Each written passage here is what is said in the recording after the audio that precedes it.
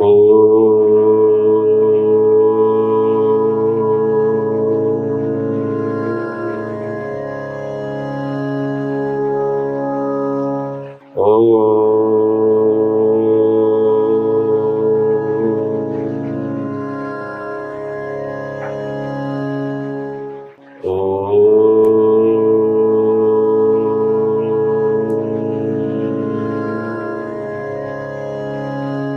बोल वैष्णवी मैया की जयकारा, शेरा वाली मैया का बोल, साचे दरबार की बोल, चित्रगुप्त भगवान की।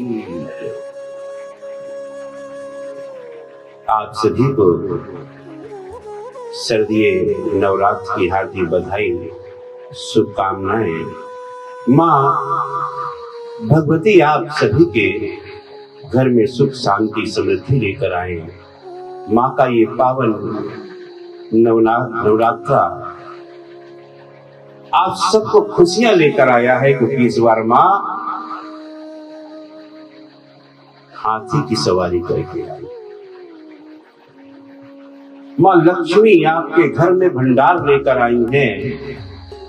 माँ की कृपा आप सबके घर पर सुख शांति समृद्धि के रूप में बरसने जा रहे हैं। सभी भक्त माँ की सेवा में इस नवरात्रि में अपने अपने जैसा माँ ने दिया है वैसा माँ को भोग अर्पित कर रहे हैं, माँ की आराधना कर रहे हैं। इस नवरात्रि में विशेष रूप से ध्यान रखना चाहिए। जो भी नवरात्रे माँ भगवती के आते हैं, माँ की आराधना का जो पावन पुण्य माँ हमें साल में 4 बार मिलता है। 2 बार के नवरात्रे तो हम सभी करते हैं, तो बाकी गुप्त नवरात्रे भी हुआ करते हैं। माँ का प्रेम, माँ का संदेश माँ के एक ग्रंथ में छिपा हुआ है, जो सप्तशती के रूप में हम सभी लोग जानते हैं। सप्तशती एक ऐसा दिव्य ग्रंथ है जो हम सबके घरों में होना चाहिए, और माता की आराधना सप्तशती में बताए हुए नियमों के अनुसार ही करनी चाहिए।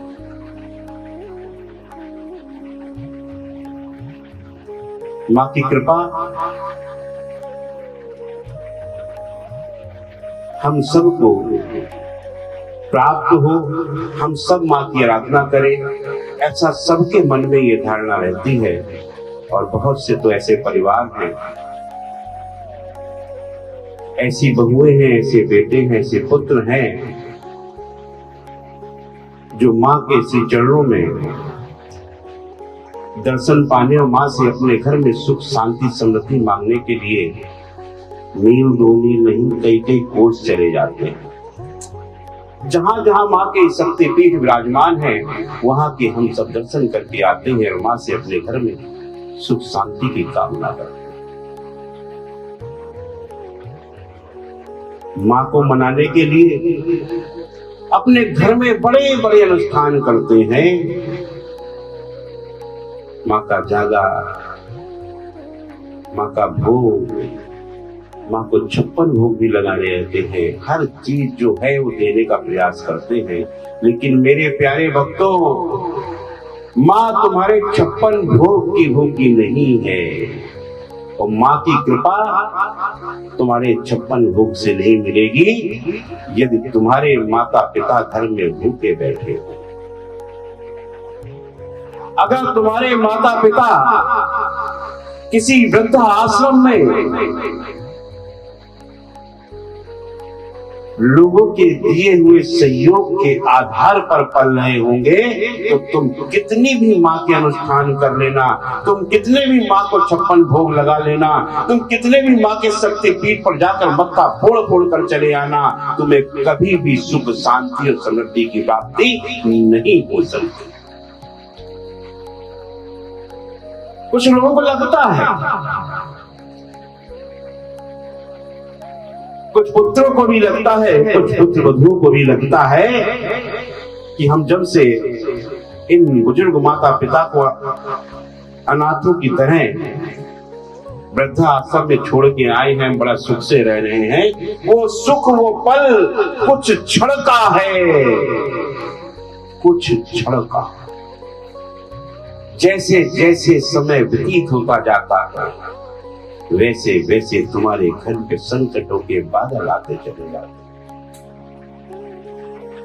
अपने मन को टटोल कर देखना रे मूर्खों, जो अपने माता पिता को वृद्धा आश्रम छोड़कर आए हैं, या जिनके माता पिता अपने घर में अपने बच्चे का मुख देखने को तरस रहे हैं, अगर जिसके माता पिता अपने नौनिहालों के, अपने बच्चों के बच्चे के मुख को देखने को तरस रहे हैं, तो कभी भी वो परिवार सुख चैन से नहीं रह सकता। क्योंकि अगर सुख शांति चाहिए तो सबसे पहले अपने मन में उत्पन्न हो रहे विकारों को समाप्त कर दो। जो अपने माँ बाप की सेवा ना कर सका वो किसकी सेवा करेगा? जो अपने माँ बाप को ना समझ सका वो किसको समझेगा? किस उम्मीद के साथ तुम मां से ये मांगने निकलते हो कि हे मां भगवती, हे मां वैष्णो, हे मां लक्ष्मी, मेरे घर में अपार धन दौलत भर दो।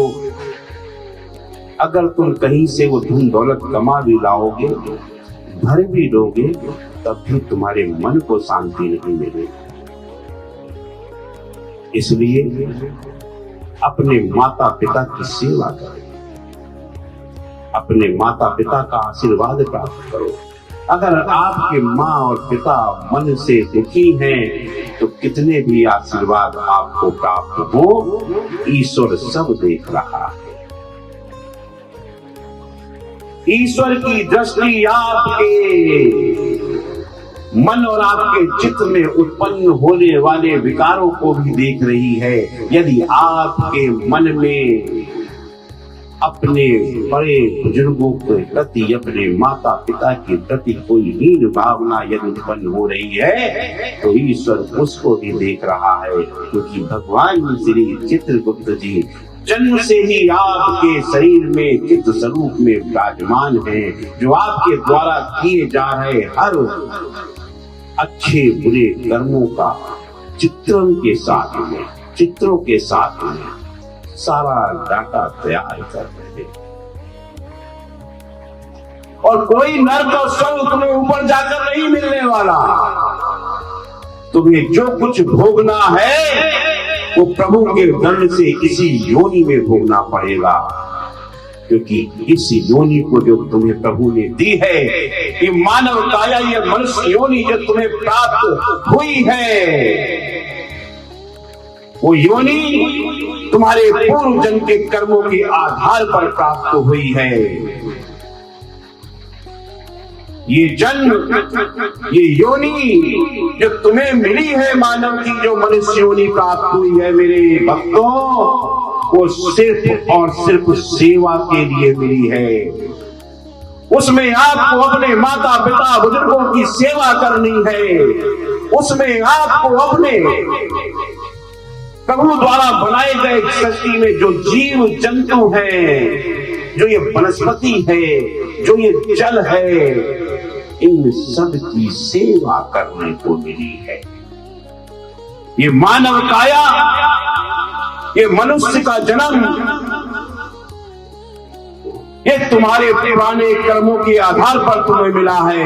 और अगर इस काया को प्राप्त करने के बाद तुमने कोई भी अधर्म करने का प्रयास किया, तो उसका दंड तो इस योनि में भोगोगे ही भोगोगे। अगली योनि में तुम्हें उससे भी बड़ा दंड भुगतना पड़ेगा। जो पुत्र और जो बहू अपनी सास की सेवा नहीं करती, जो पुत्र अपने माता पिता की सेवा नहीं करते, जो सास ससुर की सेवा नहीं करते, उनकी अगली योनि पता है मूल को क्या मिलती है? वो अगली योनि में श्वान के रूप में जन्म लेते हैं, कुत्ते के रूप में जन्म लेते हैं, और उनके साथ वही होता है जो आज आप देखते हैं सड़कों पर घूमने वाले कुत्ते, जंगली कुत्ते घूम रहे होते हैं।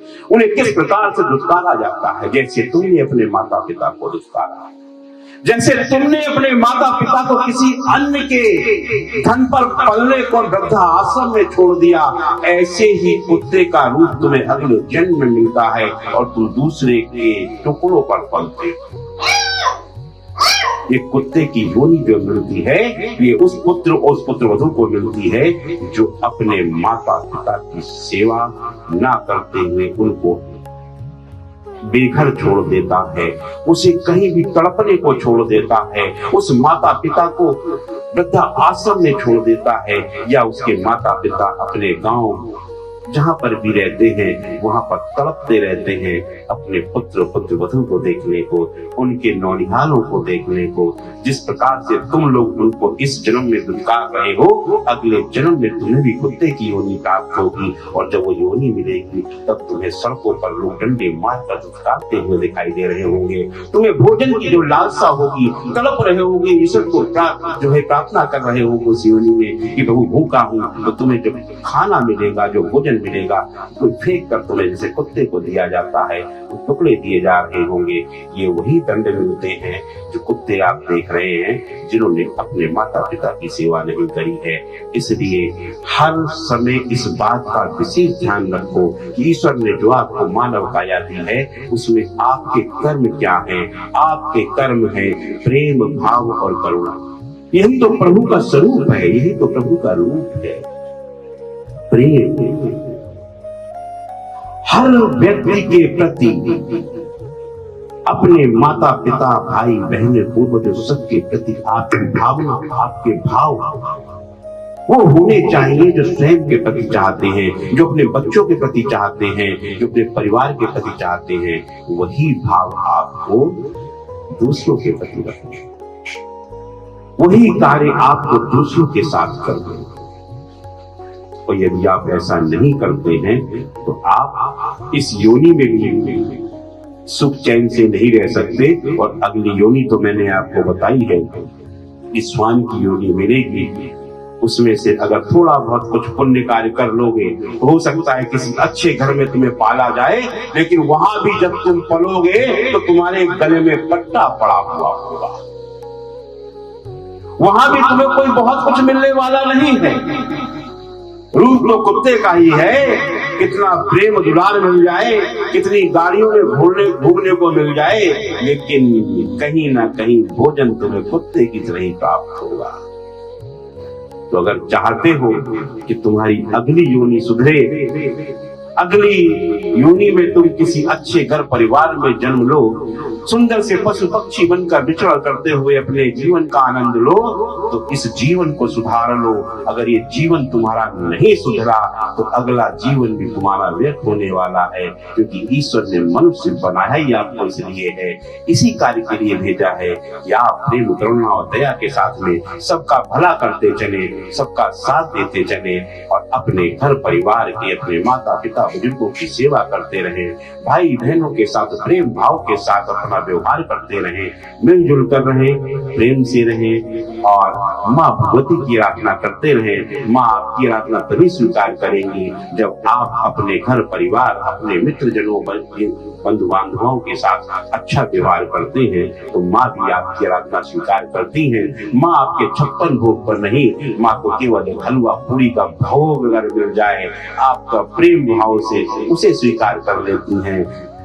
माँ को तो बस केवल आपका हलवा, चना और पूरी पसंद है, वही आपने भोग लगा दिया तो माँ वही स्वीकार कर लेगी, लेकिन तभी स्वीकार करेगी जब आप अपने माता पिता का पेट भर के आ रहे होंगे, उनको सुख चैन का जीवन देकर आ रहे होंगे, उनकी सुख शांति की कामना करते हुए आ रहे होंगे, उनकी आवश्यकता की हर वस्तु की पूर्ति करते हुए आ रहे होंगे, उनकी जरूरत के समय उनके साथ खड़े हुए नजर आ रहे होंगे, उनसे प्रेम भाव से वार्ता करते हुए आ रहे होंगे, आपके बच्चे भी उनकी सेवा करते हुए आ रहे होंगे, तब माँ भगवती आपका ये भोग स्वीकार करेंगी, तभी माँ भगवती आपके समस्त अनुष्ठान स्वीकार करेंगी। प्रेम से बोलिए जय माता दी, जय जय माता दी। माता वैष्णो देवी दरबार की जय।